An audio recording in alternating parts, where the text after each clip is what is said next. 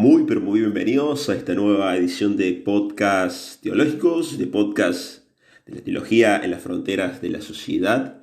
Y en el día de hoy vamos a estar hablando sobre algunas culturas, algunos ritos de Sudamérica, de los pueblos autóctonos o pueblos originarios. ¿Qué rito?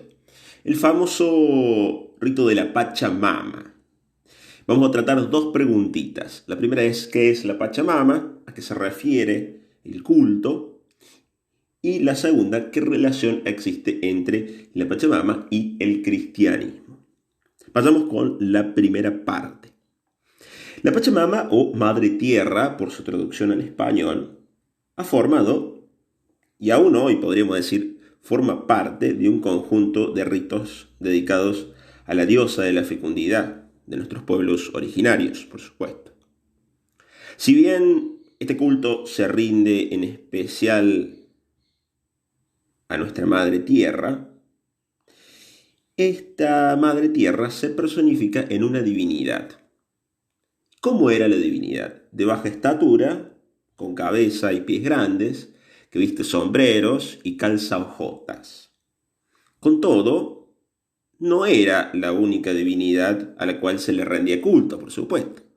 Para los pueblos quechua y aymara existían también otros dioses. ¿Cuáles? En primer lugar, veneraban a Viracocha, es decir, el dios creador, el dios supremo de todo el reino, ¿no? Por otro lado tenían a Inti, dios del sol, y a Quilla, dios de la luna. Por último, por supuesto, estaba la Pachamama, diosa de la fertilidad y la cosecha. La Pachamama, como madre gestante de vida, era celosa del cuidado de la tierra. De tal manera que si algún paisano osaba maltratarla, él y toda la sociedad era castigada con sequías, con tormentas, con pestes, con desastres naturales. En caso contrario, si se la cuidaba, obviamente, asistíamos a una auténtica bendición de la diosa. Este ritual se celebra, empieza el 31 de julio generalmente, y termina con el 1 de agosto a la nochecita. ¿Sí? Para un poquito más de información de cómo era el rito, no nos podemos detener, sería muy lindo, pero trataremos de hacerlo corto.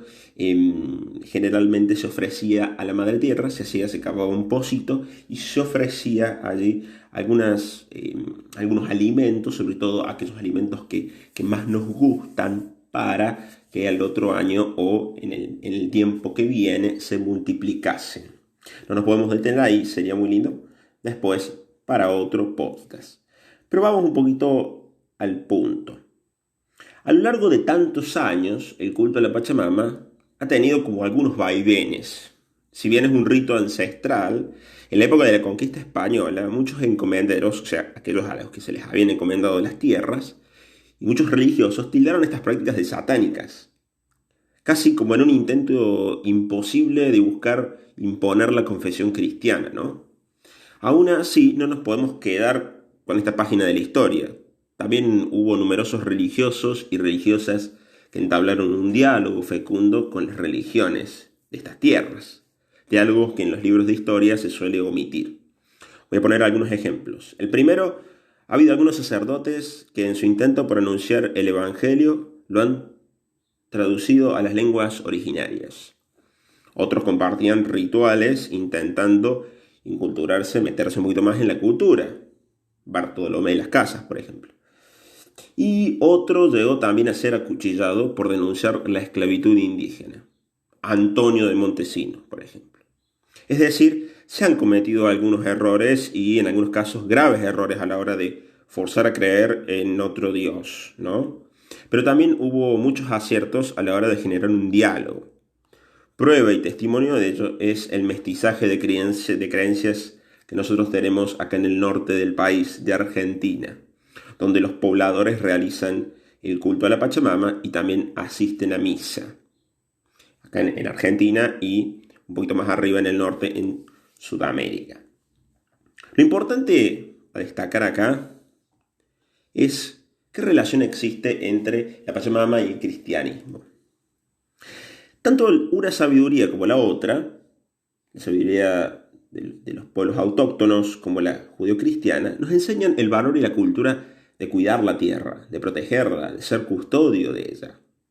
Muchas veces nosotros los cristianos hemos malinterpretado las primeras páginas de la Biblia, es decir, del libro del Génesis, y este mandato divino de dominar lo hemos traducido por someter, esclavizar, usufructuar. La tierra en realidad no es un bien descartable, ¿no? El cual podemos consumir de manera ilimitada. No, la tierra es un ser vivo más. Y esto lo explica muy bien el Papa Francisco en la encíclica Laudato Si.